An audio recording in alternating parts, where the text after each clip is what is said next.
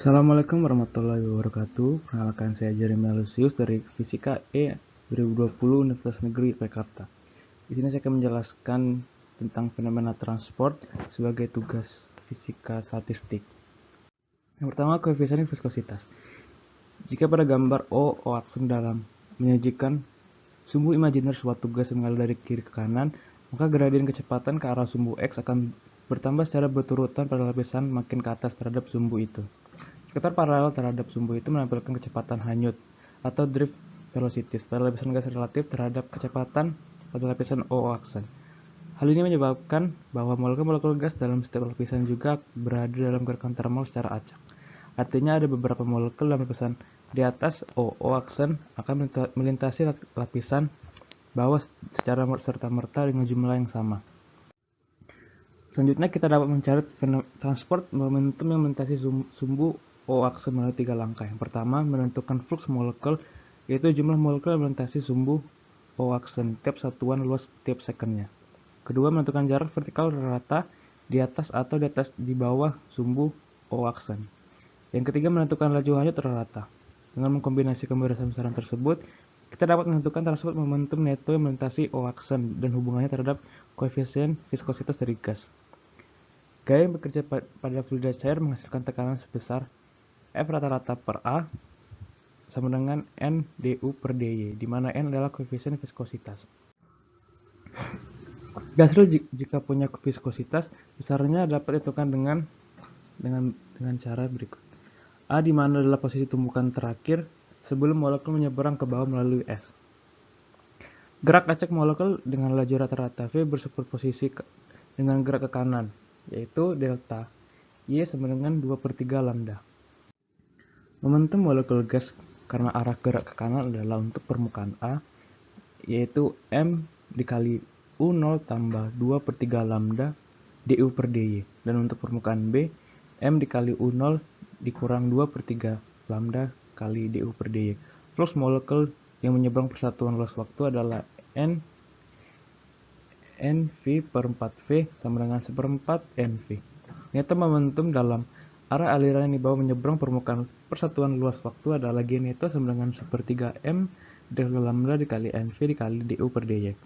Kemudian hasilnya kita bandingkan, maka akan dihasilkan eta sama dengan 1/3 M kali lambda kali NV, atau eta sama dengan 1/3 MV per sigma. Kemudian konduktivitas termal. Konduktivitas termal suatu gas diperlakukan dengan cara yang sama seperti viskositas. Kita dapat memperlihatkan lapisan atas dan lapisan bawah pada gambar di samping.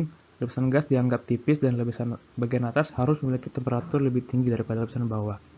Jika dt per dy merupakan gradien temperatur normal terhadap permukaan gas, maka aliran kalor dari T2 ke T1 adalah H-K dikali dt per dy. Baik di atas atau di bawah permukaan sumbu imajiner O aksen, maka energi kinetiknya juga sama dengan temperatur pada jarak tersebut. Dari tinjauan molekul, kita dapat menganggap bahwa konduktivitas termal suatu gas merupakan flux neto dari energi kinetik molekul yang melintasi permukaan. Total energi kinetik per mol dari molekul gas ideal merupakan energi dalam atau internal energi gas itu yang sama dengan CVT dibagi dengan bilangan Avogadro, Na. Dan jika kita mendefinisikan kapasitas kalor dengan CV, maka CV per N sama dengan F per 2 dikali K. Sehingga kinetik molekul rata adalah CVT. Jika T0 adalah temperatur pada permukaan O aksen, maka energi kinetik suatu molekul pada jarak delta Y di bawah permukaan dapat dinyatakan sebagai CV konjugat T sama dengan CV dikali T0 dikurang 2/3 lambda dikali dt per dy. Selanjutnya, aliran kalor persatuan luas waktu neto dari transport energi dapat dilihat sebagai H sama dengan 1/3 NV dikali CV dikali lambda dikali dt per dy. Dengan membandingkan persamaan kita mengetahui bahwa konduktivitas termal entropy adalah K sama dengan 1/3 NV dikali CV kali lambda, atau K sama dengan 1/6 dikali F K per sigma V. Dengan K adalah konstanta Boltzmann dan F derajat kebebasan untuk gas. Kemudian difusi. Dapat diperhatikan pada permukaan horizontal O aksen pada bejana tersebut untuk beberapa tahap proses difusi. Bejana sudah berisi molekul-molekul yang sudah bertanda dan jumlah total molekul persatuan volume akan sama di beberapa tempat, sehingga tekanan juga sama, dan temperatur dianggap sama. Jika N conjugate merupakan jumlah molekul yang ditandai persatuan volume pada beberapa titik, maka kita akan mengasumsikan bahwa N conjugate merupakan fungsi Y, di mana sumbu Y normal tegak terhadap permukaan di bidang hayal O aksen. Difusi molekul dari satu jenis ke dalam beberapa molekul lainnya yang berjenis sama dikenal sebagai difusi diri atau self-diffusion.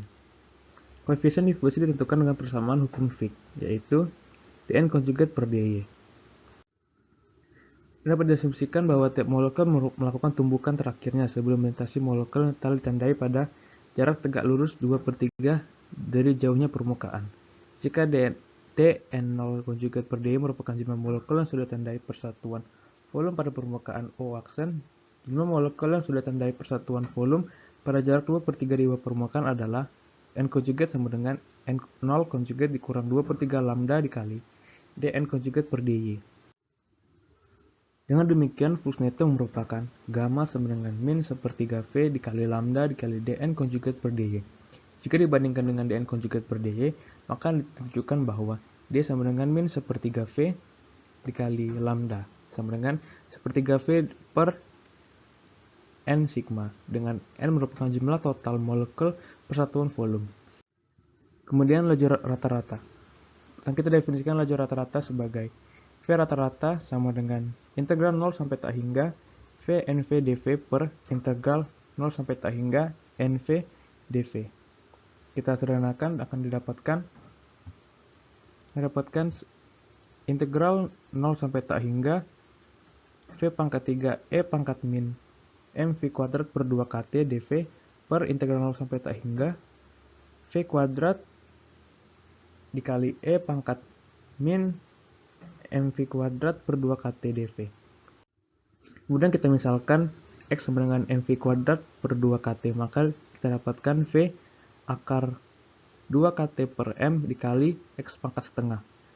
Kita pangkat 3-kan, kemudian kita integralkan dan dapatkan dV sama dengan setengah akar 2 KT per M dikali X pangkat min setengah dx. Kemudian kita menyederhanakan integral pada pembilang sehingga kita dapatkan setengah dikali 2 KT per M pangkat 2 gamma 2. Jika parameter dalam fungsi gamma merupakan bilangan bulat, maka gamma N sama dengan N dikurang N faktorial.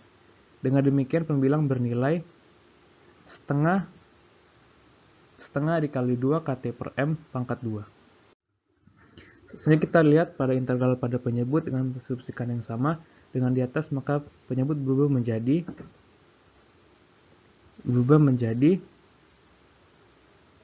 akar pi per 4 dikali 2 KT per M pangkat 3 per 2.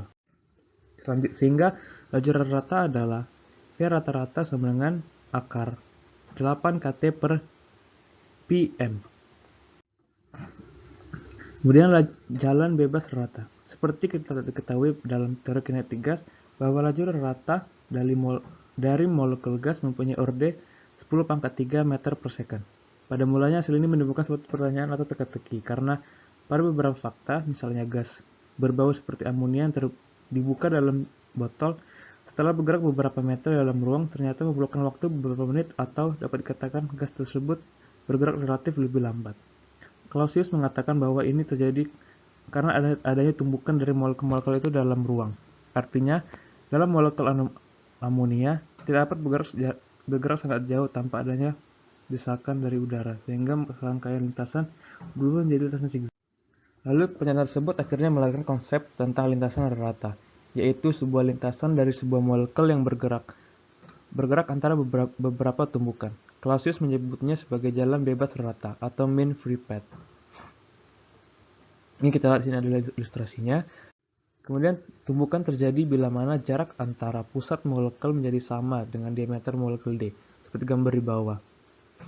Luas tampang lintang tumbukan mikroskopik yaitu sigma sama dengan pi d kuadrat, dengan D adalah diameter molekul.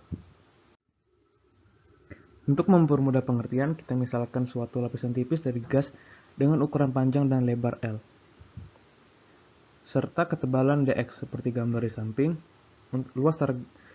Untuk lapisan itu berisi molekul-molekul target, kemudian misalkan molekul-molekul uji jumlahnya cukup besar yaitu N, sebagian molekul-molekul uji akan bergerak melalui lapisan, tetapi beberapa molekul uji akan menumpuk molekul target. Maka dapat disimpulkan dN per N sama dengan target area per total area. Sini luas target. Sigma dari molekul tunggal adalah luas lingkaran dengan radius D, sehingga sigma sama dengan pi D kuadrat. Selanjutnya luas target total adalah N sigma L kuadrat dx. Luas total dari lapisan adalah L kuadrat, sehingga dN per N sama dengan N sigma dx. dN lebih tepat tidak diimplikasikan sebagai jumlah tumbukan, tapi sebagai jumlah pengurangan N. Sehingga kita bisa menuliskan dN sama dengan min N sigma dN, atau dN per N sama dengan min N sigma dx. Untuk N sangat besar, kita dapat mempertimbangkan sebagai fungsi kontinu dari X. Integral dN per N sama dengan integral minus N sigma dx, atau ln N sama dengan min N sigma X tanpa konstanta. Dan jika N sama dengan N0, ketika X sama dengan 0, maka N sama dengan N0 eksponensial min N sigma X, sehingga dN sama dengan N0 eksponensial min N sigma X dx. Kemudian kita misalkan lambda sama dengan min free path, lalu kita definisikan lambda sama dengan sigma X dN per N0 sama dengan N sigma integral 0 sampai tak hingga X eksponensial min N sigma X dx. Mengingat integral tersebut bernilai 1 per N kuadrat 1 per N kuadrat kali sigma kuadrat, maka lambda sama dengan N per 1 per N sigma. Ternyata lintasan bebas rata tidak bergantung pada laju molekulnya, dan N sama dengan N0 eksponensial min N sigma X dapat ditulis sebagai N sama dengan N0 eksponensial min X per lambda, atau yang lebih dikenal sebagai survival equation. Perkataan lainnya untuk min free path, misalkan molekul uji bertumbukan dengan beberapa molekul lain pada yang pusatnya terletak dalam sebuah jarak D terhadap pusat molekul uji. Jika laju tumbukan rata adalah V, maka dalam waktu delta T sama dengan T min T0, molekul uji akan bergerak sejauh V delta T, seperti gambar di samping. Maka jumlah tumbukan sebagai berikut. NC sama dengan N sigma V dikali delta T. Lokasi tumbukan dari gas adalah nu C sama dengan NC per delta T sama dengan N sigma V. Selanjutnya min free path adalah jarak lintasan aktual dibagi dengan jumlah tumbukan NC, atau lambda sama dengan V dikali delta T per NC sama dengan 1 per N sigma. Oke, ini itu dapat saya sampaikan. Kurang lebihnya saya mohon maaf. Terima kasih yang telah menyaksikan sampai akhir. Saya akhiri. Wassalamualaikum warahmatullahi wabarakatuh.